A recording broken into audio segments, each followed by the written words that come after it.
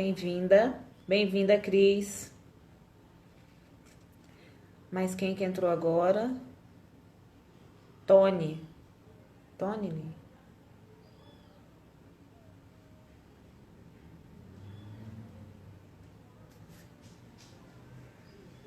Tá.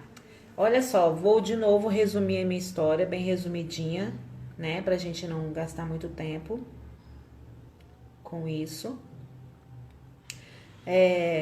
Eu aqui sou como tantas outras mulheres e todas que entraram no meu grupo lá do desafio que queriam emagrecer, né?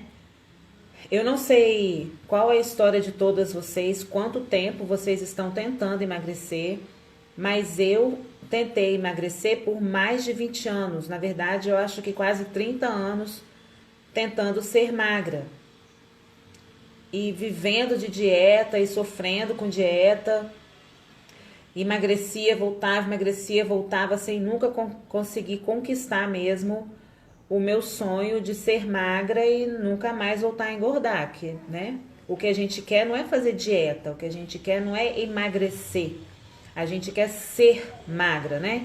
Ficar magra o resto da vida. E era o que eu tentava fazer a vida inteira, mas eu fiquei a vida inteira enxugando gelo. Cada vez eu aprendia uma dieta diferente, mas eu não aprendia a ser magra, a permanecer magra. Até que eu descobri esse método que eu ensino hoje, que na verdade o método que eu ensino hoje já é modificado para as coisas que eu senti falta quando aplicaram em mim, mas que foi um método que funcionou, super funcionou, porque me ensinaram a emagrecer a minha mente primeiro, me explicaram por que eu não conseguia permanecer magra, por que eu tinha que primeiro mudar a minha mentalidade de gordinha para depois eu ter um corpo de magra. E eu fui aplicando aquilo e no início parecia meio doido mesmo, meio estranho fazer aquelas coisas, aqueles exercícios todos de repetição, de controlar os pensamentos, de pensar no que eu tô pensando. Mas eu já tinha tentado tanta coisa, eu já tinha passado por tanta coisa que eu falei assim: ah, eu vou tentar isso também, né? Já fiz tanta coisa. E eu tentei e deu muito bom, deu muito bom. Deu tanto bom que eu fui e me formei nisso, né? Aí eu fiz a formação de coach de emagrecimento, eu fiz a formação de Master Coach em Saúde Integrativa e hoje eu trabalho com isso, ajudando outras mulheres a não passarem pelo que eu passei, a conseguirem esse atalho, porque se eu tivesse conhecido isso há 30 anos atrás, eu não teria ficado a minha vida inteira nesse engorda, emagrece, né? Que não faz bem para a saúde, que não faz bem para o nosso emocional, que deixa a gente deprimido, que deixa a gente desistida. Então, se eu soubesse disso, eu teria feito antes. E como eu tava naquele desespero, sabe, que eu precisava emagrecer, e eu não queria mais sofrer aquilo tudo, de ter que passar por uma dieta, e já pensando que não ia dar certo. Então, eu fui e arrisquei nesse método que trata pela mente, não pelo corpo primeiro.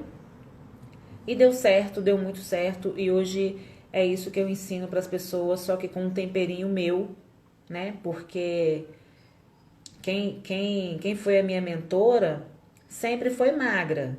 Então ela entende as questões da mentalidade, ela entende de neurociência, mas ela nunca sentiu na pele, sabe? O fato de ser obesa, de ser gordinha, o fato de você tentar várias vezes emagrecer e sempre voltar. Então, esse tempero ela não tinha, porque ela sempre foi magra. Por isso que eu falo que o meu método hoje é diferente, porque eu já coloco essas coisas que eu sei que a gente, enquanto tá obeso, sente. Eu sei coisas que a gente precisa ter ajuda para organizar, por exemplo, na mentoria dela, né, que eu me submeti, não tinha essa questão muito forte de organização do tempo. Eu, na minha mentoria, já tem, porque eu acho que é importante você conseguir se organizar no tempo e no espaço dentro da sua família, da sua rotina, do seu trabalho, para você conseguir mudar realmente o seu estilo de vida, né? A gente precisa se cercar de armas e de ferramentas, não só para emagrecer, porque o emagrecimento passa primeiro pelos nossos sentimentos, pelas nossas emoções, e aí vem as nossas atitudes. E para a gente mudar, a gente precisa ter um apoio de coisas acessórias, sabe? A dieta é um acessório, a atividade física é um acessório, o planejamento da sua semana é um acessório, você cuidar da sua inteligência emocional é um acessório para a gente não ficar descontando na comida, entendem? Então, eu passei por esse processo e aí eu modifiquei um pouco esse processo depois que eu me formei e criei esse método que é o que eu trabalho hoje, que eu chamo de Freedom. Então, essa sou eu na fila. Na fila do quê, Gi? Eu não posso falar essa sou eu na fila do pão. Essa sou eu na fila da low carb. Tá bom assim, Gi?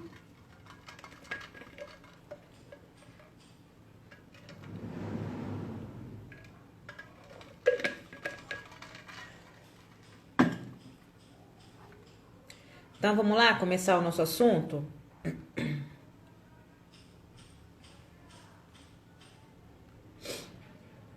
Na live de ontem, a gente falou sobre planejar como tornar o nosso sonho de ser magra num projeto viável, né? Do mesmo jeito que a gente trata os grandes projetos da nossa vida. Olá, Alê, bem-vinda. A gente trata os grandes projetos da nossa vida como uma viagem grande. Eu quero viajar para o exterior, ou eu quero viajar nas minhas férias. Eu quero trocar de carro, eu quero comprar um carro, eu quero reformar a minha casa, eu quero comprar uma casa. Todos esses projetos, né? Todos esses sonhos, a gente trata como projeto, né? E a gente coloca no papel e a gente planeja em relação aos meses e tudo mais, como que a gente vai fazer, como que a gente vai juntar dinheiro para aquilo. E a gente precisa também fazer isso em relação ao nosso emagrecimento. Nenhum profissional de saúde que eu fui, né, em todos os meus anos de dieta, ninguém nunca me ensinou isso, ninguém nunca falou que eu precisava ter um projeto, que eu precisava saber quem eu era, onde que eu estava, para onde eu queria ir. Ninguém nunca me falou isso. Quando me disseram isso, quando começaram a me dizer que o projeto de emagrecimento não é uma coisa isolada na minha vida, mas ele faz parte de quem eu sou, faz parte dos meus sonhos, e aí sim as coisas começaram a caminhar na minha vida, né? Então é sobre isso que a gente vai falar hoje. Vou colocar aqui o tema da aula. É sobre isso não, gente. Tô doida, tá? Isso foi o que a gente falou ontem. Então vamos lá, peraí. Isso foi o que a gente falou ontem, da questão do projeto. Hoje a gente vai falar o seguinte: quando eu tenho um projeto, né? E eu tenho um caminho nesse projeto, eu vou começar por aqui para chegar ali. Nesse caminho, eu sempre vou ter um percalço, eu sempre vou ter uma dor, eu sempre vou ter uma coisa que vai me atrapalhar. Mas eu também sempre vou ter as minhas pequenas vitórias. Até que eu alcance o pódio, minha vitória total, os meus 30 quilos a menos, meus 5, 10, 15, 20 quilos a menos, eu vou ter pequenas vitórias e pequenas derrotas ao longo do caminho. E a gente tem que aprender a usar todos esses percalços ou essas vitórias a nosso favor. Coisa que também a gente não é ensinado, né? Principalmente porque o nosso cérebro, ele é preparado para afastar a gente da dor, aproximar a gente do prazer. Então, como a dieta é uma dor, a gente pensa em dieta como uma coisa ruim, o nosso cérebro já trata de sabotar a gente, de fazer a gente pensar que não vai dar certo, fazer a gente só pensar em comida, né? Fazer a gente pensar que não vai conseguir de novo. Enfim, mas agora sim o tema da aula. Vou colocar aqui.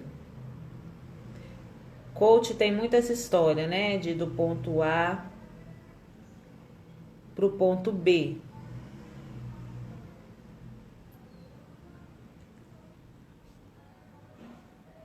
Eles só não colocam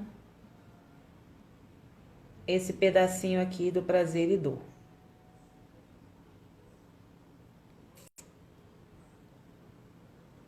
Deixa eu fixar aqui. Pronto, deixa eu colocar aqui no outro.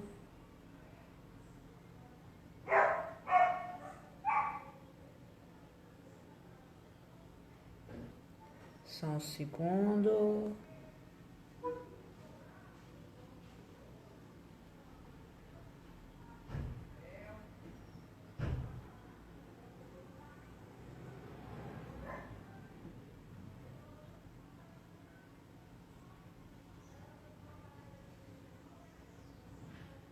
Pronto. Então, vamos à aulita de hoje.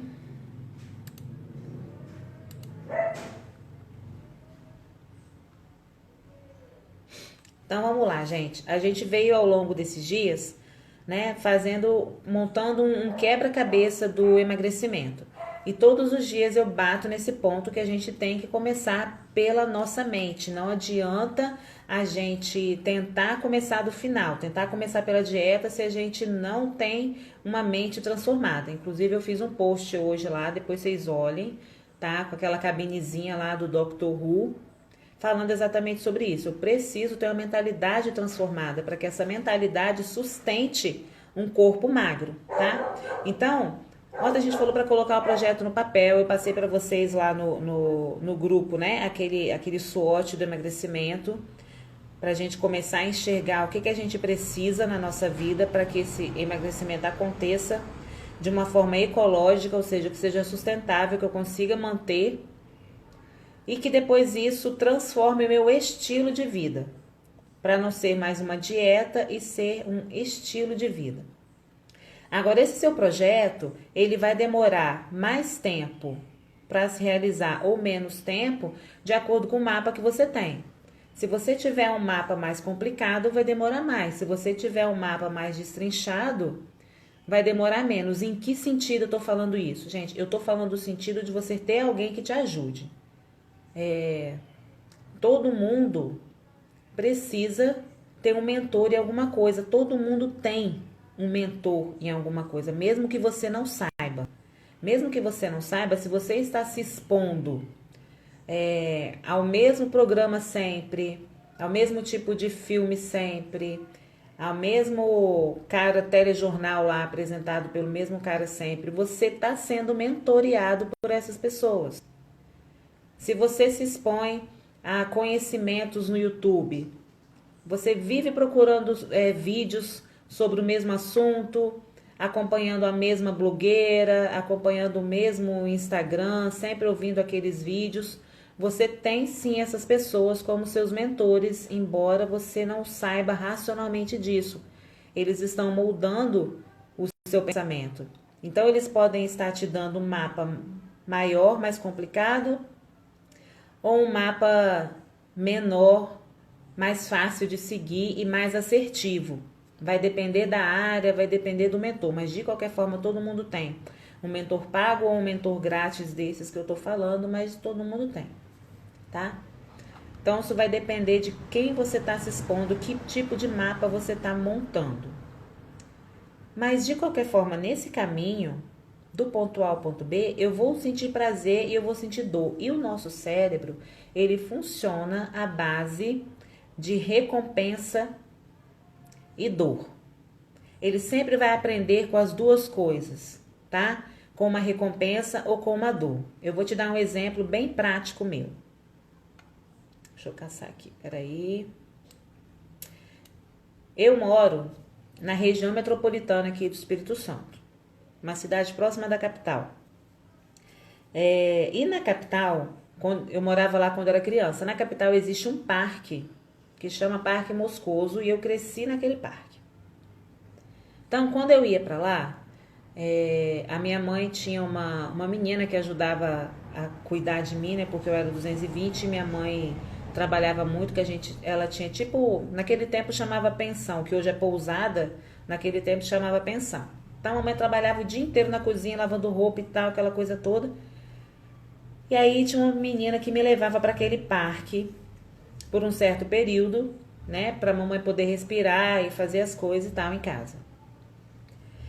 E eu lembro que eu comi um monte de besteira naquele parquinho, né? Porque quem estava cuidando de mim, enfim, não era filha dela e ela também, naquela época não tinha isso não, tá, gente? Ficar preocupado com a alimentação de criança. Não tinha essas coisas não. Então, eu chegava em casa empanturrada de besteira. Eu tinha comido um monte de besteira, eu não queria comer comida, né? Porque eu já tinha comido um monte de coisa. E para uma criança, ela come doce, come pipoca, come algodão doce, come maçã do amor e vai comendo, vai comendo. Aquilo, além de deixar ela elétrica, o açúcar já vai viciando, né? Então eu chegava em casa, não queria comer, o que minha mãe fazia? A minha mãe me subornava. Aí ela falava assim: se você comer tudo, eu deixo você tomar refrigerante. Ou então, se você comer tudo, mamãe te dá sobremesa. Vocês acham que funcionava? Vocês acham que eu comia para poder ter direito ao refrigerante e ter direito à sobremesa? Responde para mim.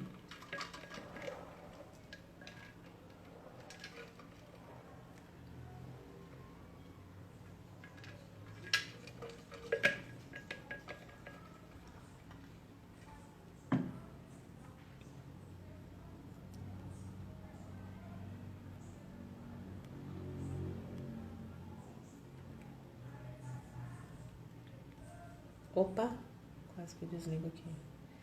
Funcionava, né, Cris? Claro, gente, funcionava.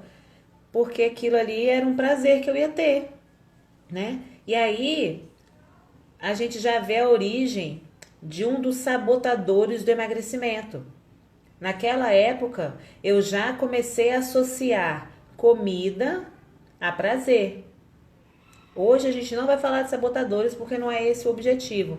Mas vocês estão entendendo como que a gente cria os pensamentos que nos sabotam desde pequeno? E aí hoje em dia a gente joga o nosso emocional na comida sem saber por que está fazendo isso?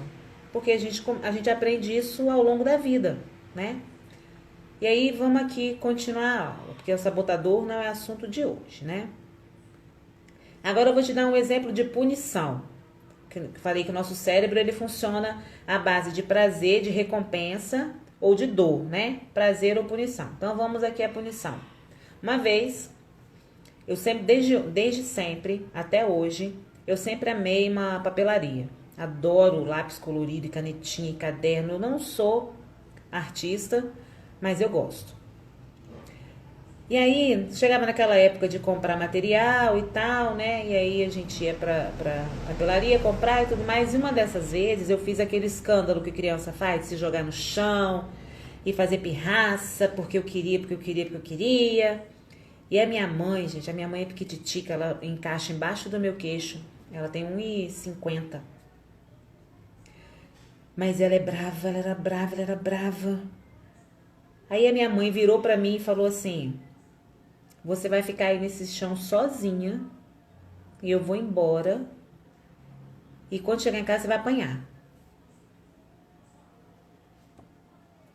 Aí, né, mamãe saiu da loja. Ó, nem aí pra mim, tá? E simplesmente foi embora. Eu que não corresse atrás dela, não, que eu ia ficar sozinha naquela loja lá, tá? Ia ficar pra trás mesmo, porque minha mãe é dessas, tá? Ela sempre foi assim, né? E aí eu já fui correndo atrás dela, corri atrás dela, peguei na mão dela assim, dei aquela olhadinha assim pra cima do tipo, tô no sal. Fui calada até em casa. Chegamos em casa, eu quietinha pelo caminho, só pedindo pra não apanhar, pra não apanhar, pra não apanhar, que ela esquecesse, não, mas não. Cheguei em casa, apanhei. Isso foi uma dor que eu associei à birra que eu fiz. Vocês acham que eu repeti essa birra alguma vez na minha vida?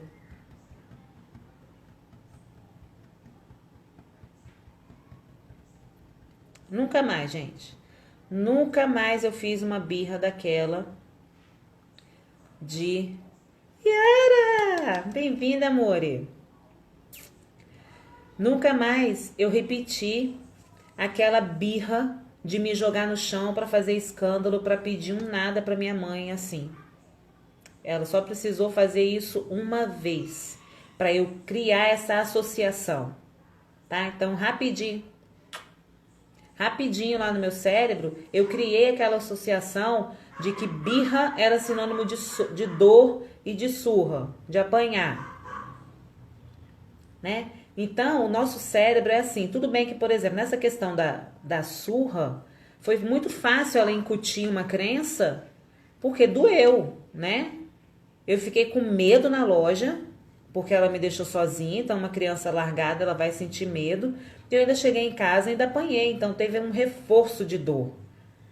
Então, eu fiz um caminho neural muito forte naquela hora, né? É praticamente um trauma. E são assim que as crenças são formadas. Ou por um trauma, ou pela repetição. Vai repetindo, vai repetindo. Então, no caso do prazer, que minha mãe ficava me subornando com comida, ela repetiu isso várias vezes. Várias vezes. Então, na minha adolescência, eu linkava o prazer da comida com o alívio, né? Com a recompensa, com o prazer. Então, se eu tivesse deprimida, eu comia. Se eu tivesse chateada, eu comia. Porque eu já tinha criado essa associação lá quando eu era criança. Agora, aqui na questão da birra, foi a mesma coisa. Só que foi mais impactante. Então, ela não precisou repetir. Ela só fez isso uma vez. Mas, o fato dela ter feito só uma vez já foi suficiente pela intensidade da coisa para uma criança. Vocês estão captando a ideia? Tá claro até aqui?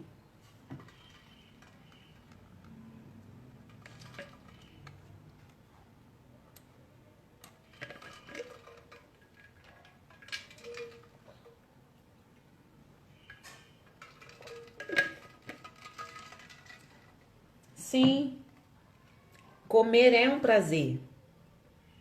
E a gente pode se dar esse prazer, gente. O problema é que a gente perde o controle. A gente perde o controle. A comida, ela sai do lugar dela de nutrição, de necessidade fisiológica, e ela começa a assumir um papel de necessidade emocional. É por isso que a gente engorda. Porque quando a comida tá no lugar certo dela, né? Eu, por exemplo, eu sou apaixonada numa cheesecake. Apaixonada. Cheesecake, pudim e doce gelado de abacaxi, assim, um pavê, uma charlotte, sabe? De abacaxi com coco. Essas coisas geladas, eu sou louca, adoro, adoro. Então, assim, quando eu tô com uma vontade dessas de comer uma cheesecake, eu vou lá na loja, compro um pedaço de cheesecake e como. Ei, Eliane, mas depois você vê lá no YouTube que eu vou deixar lá também, pra quem não conseguiu. Então, assim, eu vou lá e como o meu pedaço de cheesecake, felizona da vida. Como e assim, não como com culpa. A culpa também é outro troço ruim da gente sentir. Sabe? Eu como de propósito, porque eu quero comer. Eu não como sem saber o que eu tô fazendo, sem pensar no que eu tô fazendo, comendo só por causa de uma emoção, porque eu tô triste, porque eu tô estressada, porque eu tô com raiva. Não, eu como porque eu tô com vontade de comer aquele tipo de doce. E, gente, olha, antigamente, na minha adolescência e juventude, que eu descontava na comida, eu conseguia tomar 1 litro de sorvete por dia. Porque eu não pegava o sorvete e colocava no potinho para tomar um pouquinho. Eu sentava com o pote de sorvete e a colher. Eu tomava sorvete até meio que passar mal, aí guardava o sorvete. Aí daqui a 2 horas eu pegava o sorvete de novo. Daqui a 1 hora eu pegava o sorvete de novo, entendeu? Eu era assim. Hoje em dia, quando eu tô com vontade de comer um doce desses, eu compro meu pedaço de doce e normalmente eu não consigo comer a fatia inteira de uma vez. A fatia eu não consigo comer de uma vez. Porque meu paladar já foi treinado de outra forma. Eu já mudei isso. Porque eu estou comendo ali por um prazer da comida, mas eu não estou tapando um buraco emocional.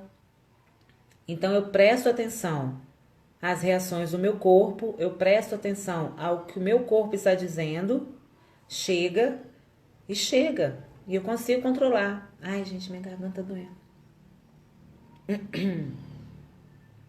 Ai, desculpa. Vocês estão entendendo a diferença? O problema não é a gente sentir prazer em comer. Aliás, um parêntese aqui. Quando a gente senta para comer, né? E eu pego a minha melhor louça, eu arrumo o meu cantinho para comer, né? Eu ponho ali minha toalha, o meu jogo americano, bonitinho, certinho. Eu faço um prato bonito. E eu gasto tempo comendo, saboreando aquela comida. Isso é uma ferramenta para a gente comer menos. Porque de um lado, quando eu faço todo esse mise-en-scène, toda essa cena bonita de prato, de tratar, eu tô mandando uma mensagem pro meu cérebro que, olha, eu me amo, eu mereço ser bem tratada, eu me cuido. Essa comida aqui é um prazer que eu vou saborear essa comida. Eu vou ter prazer em comer essa comida. Então eu vou comer, eu vou mastigar muito, eu vou dar férias pro garfo, não vou ficar com garfo assim. Tem gente que fica assim, ó, celular, mexendo aqui, numa mão tá o celular, na outra tá o garfo. Aí a pessoa tá comendo aqui, assim. Olha aqui e tá comendo. Ela nem presta atenção em fazer comida de verdade. Pois é. Então, ela nem presta atenção no que ela está comendo. Quando a gente presta atenção no que a gente está comendo, quando eu largo o celular, não estou na frente da TV e eu gasto o meu tempo ali, eu vou comer menos, gente. Invariavelmente eu vou comer menos, porque eu vou dar tempo do meu cérebro se comunicar com do meu estômago se comunicar com o meu cérebro, de eu produzir os hormônios da saciedade e dizer, olha, beleza, tá bom, já deu. Agora, do jeito que a gente come, não dá nem tempo. Quando você vai, ai, nossa, comi demais. Porque a gente comeu tão rápido que não deu tempo de ter essa comunicação, de ter essa produção hormonal suficiente para a gente dizer para o cérebro que tá bom, que pode parar. Então, isso é só um parêntese para a gente dar uma estratégia para comer menos. Entendeu? Faz um lugar bonito, um lugar calmo. Põe uma musiquinha que você goste. Faz o clima que você gosta de comer. Como você gostaria se você fosse um restaurante. Usa o que há de melhor na sua casa para você. Se trate bem. Porque o mundo é um reflexo da gente. Para você ser tratada bem, você tem que se tratar bem. Vamos voltar aqui.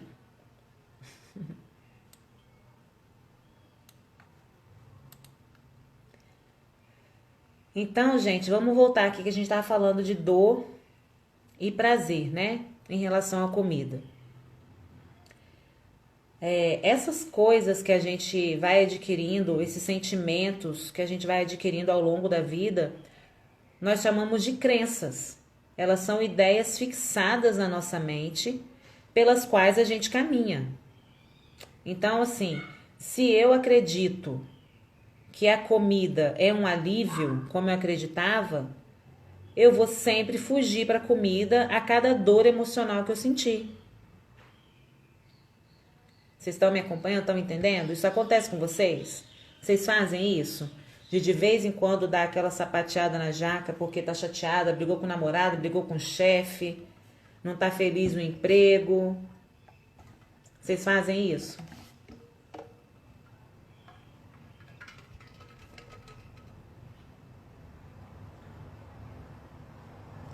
Gente, quem disser que não faz, não precisa da minha ajuda, porque em algum momento todas nós fazemos isso. Em algum momento a gente joga para a comida a responsabilidade de tapar, de curar os nossos sentimentos. Porque essas crenças, elas foram criadas ao longo da vida. Elas são o nosso código ali, sabe? Que está escrito no nosso cérebro, é o software do nosso corpo. É como se a gente fosse aqui o computador e os nossos pensamentos são o software que está rodando lá. É o sistema Windows que está rodando lá. Entendeu? É o iOS que está rodando lá no nosso cérebro, fazendo a gente se comportar da maneira A ou B. Se eu perguntar para vocês por que vocês não conseguiram emagrecer e se manter magra, por que vocês não têm o corpo que vocês desejam, o que vocês vão me responder?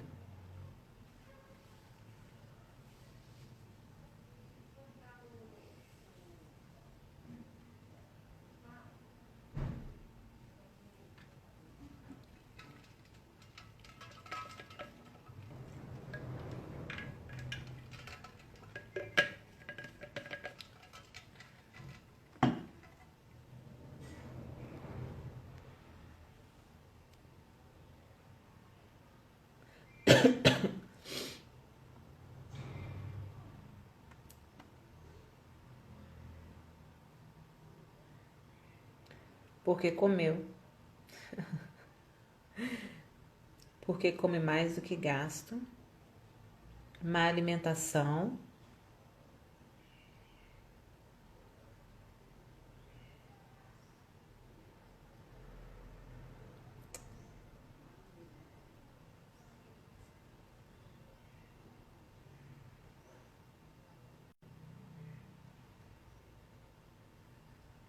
Gente, sabe o que eu escuto muito? Do porquê que não conseguiu? Uma coisa que eu escuto demais, demais, demais. É porque é difícil. É porque é ruim. É porque comida de dieta não é gostosa. É porque comida de dieta é cara. Eu tenho que ficar comprando aqueles negocinhos de light, diet. Sim, Eliane. Todo mundo sabe, no fundo, a gente sabe o que precisa fazer, não é? É o que eu tenho falado todos esses dias. A gente. A sua terapia é fazer comida e comer. Pois é o que a gente tem falado todos esses dias. A gente sabe o que tem que fazer, né? A gente precisa de um nutricionista, de um nutrólogo, de um endócrino, para ver se a parte hormonal tá certa, para fazer aqueles cálculos de macronutrientes e micro que a gente não sabe, né? Pra gente comer sem ficar desnutrido, para dizer pra gente o que come antes e depois do treino. Agora, para dizer pra gente se a gente está comendo certo ou errado, a quantidade que a gente deveria comer, ninguém precisa de nutricionista, ninguém precisa de profissional para isso. A gente sabe quando está fazendo errado, não é verdade? A gente tem tanta informação hoje em dia. E quem está lutando com peso há muito tempo sabe de cor e salteado como é que faz dieta. Nossa, eu posso montar uma dieta para mim hoje aqui, fácil, fácil, porque eu fiz tantas na vida. Coisa que mais me ensinaram na vida foi fazer dieta. Ninguém nunca me ensinou a ser magra. Só me ensinaram a fazer dieta.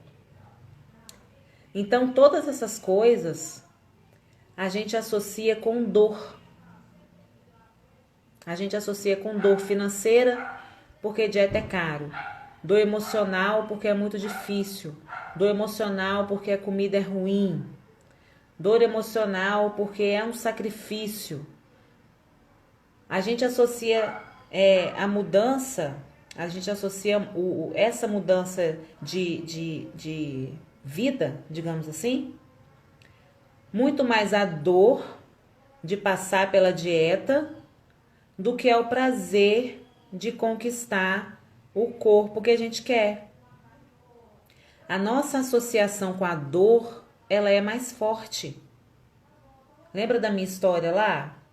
A minha mãe me chantageou com comida, me comprou com comida várias e várias e várias vezes, até que aquilo se tornasse um sabotador na minha mente, até que aquilo se tornasse uma crença na minha mente. Mas ela só precisou me bater uma vez, me abandonar lá na loja uma vez, para eu nunca mais fazer escândalo na rua, fazer birra na rua. Porque a dor é um gatilho mais forte do que o prazer. Por isso que a gente não consegue, muitas vezes, levar uma dieta adiante, porque a gente associa isso à dor. O nosso olhar tá aqui, ó, limitado à dor que eu vou sentir. A gente não consegue ter um horizonte distante onde eu me veja magra, onde eu me veja já com aquele resultado, entendeu? E aí eu não associo isso àquele prazer de ser magra. Eu associo a dor imediata. Por isso que é muito difícil sair sem que a gente transforme a nossa mentalidade, sem que eu mude o meu foco, sem que eu mude o meu ângulo de visão em relação ao meu projeto de emagrecimento, sem que eu mude as minhas crenças, sem que eu descubra as minhas crenças, sem que eu descubra os meus sabotadores e quebre isso, invariavelmente eu vou voltar a estaca zero. Porque meu cérebro é configurado para isso. Não tem para onde fugir. Quer ver? Vou dar um exemplo agora aqui, bem prático para vocês. Imagina o seguinte.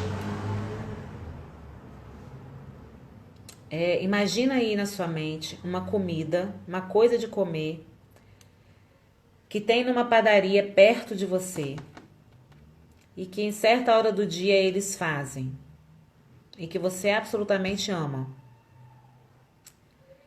Pensou na comida? Pensa aí.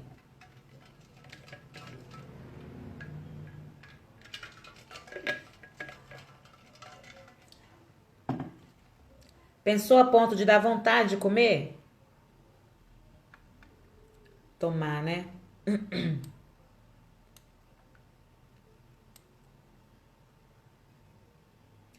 Então, olha só. Você tá aí diante dessa situação. Tem essa coisa maravilhosa na padaria que você ama comer e saiu ali quentinha com aquele cheiro delicioso. E tem o seu sonho de emagrecer e permanecer magra. De um lado o sonho, de outro lado a comida. Do lado do sonho, ele é um sonho. Você não sabe se você vai realmente conseguir conquistar porque ele está no futuro. Você já não está magra agora, não está magra agora. Então você fica entre o prazer, né, de um sonho que você não sabe quando, e entre o prazer imediato daquela comida ali, tá palpável, tá aqui, ó, na sua frente. Você pega, você sente, você cheira. Estão percebendo? Isso aqui é um prazer imediato, tá aqui na sua mão. O seu sonho é uma dor, porque é uma espera. Você tem um tempo de espera até que o seu sonho seja realmente palpável. Você tem um caminho. E esse caminho, só de pensar nele, ele te causa dor, se comparado a essa comida maravilhosa que está aqui na sua frente agora. Vocês estão me entendendo? A dor de ter que esperar o sonho, a dor de ter que abrir mão dessa coisa gostosa, palpável que você está vendo aqui na sua frente, por uma coisa que você não está vendo ainda, na maioria das vezes ela é muito maior, ela é mais forte. E aí a gente come.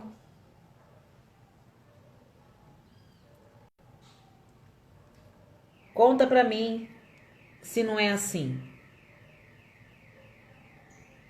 Só que a gente não tem essa percepção. A gente não para na frente de uma comida gostosa e pensa tudo isso. Ai, porque é uma dor, porque meu cérebro está raciocinando assim. Porque não, porque se fosse assim, a gente ia conseguir mudar, porque a gente ia ter consciência disso. Mas essa conversinha, ela acontece todo a nível inconsciente, né? Em fração de segundos, você pensa tudo isso e toma uma decisão. Porque o seu cérebro lá, o reptiliano, ele está preparado para te defender da dor, te aproximar do prazer. Então, o que é a dor? A dor é você não comer aquilo e esperar por uma coisa que talvez venha, né? Porque você talvez fique magra, talvez não. É o que a gente pensa, a gente nunca pensa, vou ficar e vai dar certo. Não, a gente sempre pensa num si gigantesco, né? Gente, até aqui tudo bem? Tá dando para acompanhar e vocês estão achando que faz sentido? É isso mesmo?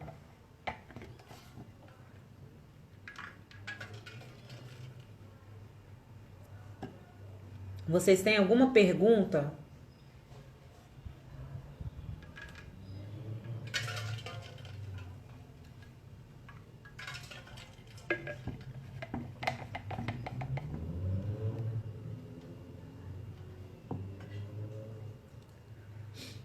Então, essa conversinha, ela acontece internamente, né? E a gente não percebe, mas a gente age com base nessa conversa, tá? Que tem lá o tique e o teco lá, o demôniozinho e o anjinho conversando. Então, vamos pensar. Desse lado eu tenho o prazer imediato, que é a comida. Do lado de cá eu tenho meu resultado futuro, que é o emagrecimento. E no meio disso, eu tenho essa dor de esperar entre uma coisa e outra.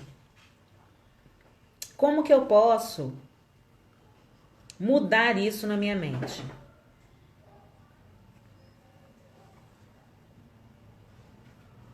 Lembra que eu falei que a nossa associação com a dor, ela é mais forte do que com o prazer? Porque para o nosso cérebro, gente, dor está ligada à sobrevivência. Se eu sinto uma dor física, se eu sinto uma dor emocional, o meu cérebro já vai ligar um alerta, porque ele acha que vai morrer. O papel dele é te defender, ele é seu guarda-costas. Só que ele é muito exagerado. Então, qualquer dor, ele vai querer te defender dela. Por isso que quando eu associo alguma coisa a uma dor, é mais difícil de eu me desapegar dela, tá? É mais fácil eu correr pro prazer do que eu enfrentar aquela dor, do que eu enfrentar aquele problema. Por isso que a gente foge tanto de conversas difíceis. Quando a gente tem que ter uma conversa difícil com alguém, não é fácil você fazer, né? Não é fácil você ir e ter essa conversa, porque ela é uma dor. Mesmo que você seja a pessoa certa e você esteja disciplinando o seu filho, você esteja tendo uma DR lá no seu relacionamento, não é fácil, é uma dor. Então, como que a gente faz para usar isso a nosso favor? Né? Uma coisa que ninguém nunca me ensinou no processo de emagrecimento também, que eu posso usar essa dor, eu posso usar como que o nosso cérebro funciona a meu favor. Então, eu vou pegar essa alavanca de dor e vou usar em prol do meu emagrecimento. E aí a gente vai fazer o seguinte, ó. A gente vai instituir pra gente uma alavanca de dor de acordo com o meu planejamento. Então, vamos. Eu tenho uma meta de emagrecer e por conta dessa meta, eu vou cortar o meu chocolate diário. Chega de comer chocolate todo dia. Ou então chega de comer uma barra inteira, eu vou comer só um quadradinho, só uma fileirinha, só meia barra. Não sei. Cada um vai colocar, né, o seu marco onde acha que deve. Vamos pensar só em uma coisinha, tá? Que você sabe que se você fizer, vai te ajudar a emagrecer, tá? Pensa nessa coisa que você sabe que se você fizer vai ajudar. Não precisa ser uma coisa grande não, gente, tá? É de passinho em passinho mesmo que a gente consegue. Só que se a gente der um passo muito consistente, mesmo que ele seja pequeno, eu só vou dar esse passo uma vez. Eu não preciso ficar voltando, tá? Então não se desespere no tamanho do passo. Não existe meta grande ou meta pequena. Enfim, aí eu vou instituir um guardião. Vou achar um guardião dessa meta. E aí esse guardião vai ser minha amiga, meu namorado, meu pai, minha mãe, meu marido, meu filho cri-cri que fica pegando no meu pé. Alguém que você confia, que te ama, que vai cuidar de você. E você vai instituir uma pequena alavanca de dor todo santo dia para aquela meta. Ou então você vai atingir uma alavanca grande de dor para o final da sua meta, no final do seu planejamento. Se você falar assim, eu vou ficar... Desculpa, gente. Eu vou ficar uma semana sem comer doce depois do almoço. E aí, ao final dessa uma semana, se eu conseguir ficar sem comer doce depois do almoço, eu vou me dar de presente alguma coisa que não seja comida, tá? Não pode ser comida. Eu vou me dar unha, cabelo, sapato, bolsa, um dia no salão, vou sair com as amigas pra um Vale Night. Não tá podendo, né, gente? Mas aí a gente é muito criativo, a gente consegue pensar em coisas, tá? Pensa numa coisa que você vai se dar. E pensa no que você vai ter que dar para essa pessoa que é o seu guardião. Tem que ser uma alavanca de dor, gente. Vamos pensar aqui, ó. Se você tem um filho adolescente bagunceiro, você vai arrumar o quarto dele bonitinho, guardar as roupas e tal, vai dar uma geral no quarto dele. Isso é uma alavanca de dor. Eu detesto fazer esse tipo de arrumação. Então, pra mim, ia ser bem doído. Outra alavanca de dor. Você vai assumir as funções da casa. Você vai pagar um dinheiro. Você vai dar tantos reais pra pessoa. Por exemplo, você pode dar 10 reais por dia, se a sua meta for diária. Você pode dar 50 reais no final da semana, 100 reais no final da semana, eu não sei, gente, mas tem que doer. Tem que doer. Estão captando?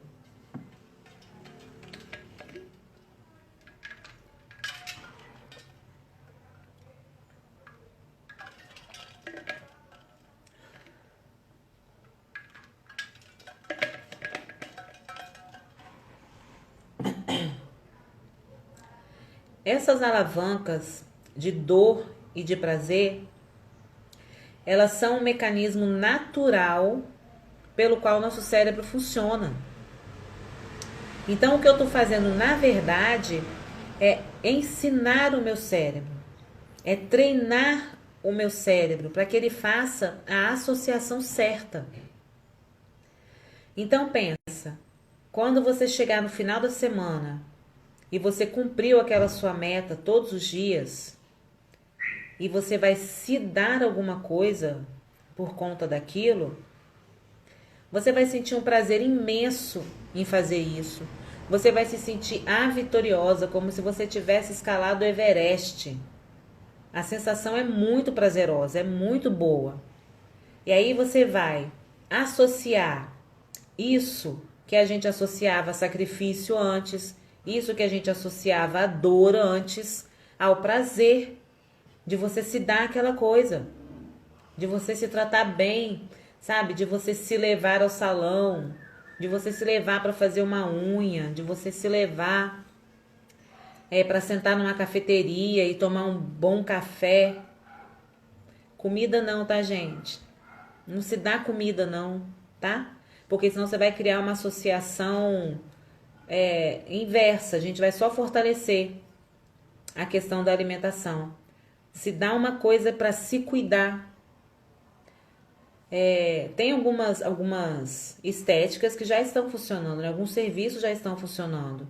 Então, se dá uma massagem, se dá uma drenagem linfática, se dá uma limpeza de pele, uma escova no cabelo, um corte novo, uma cor nova.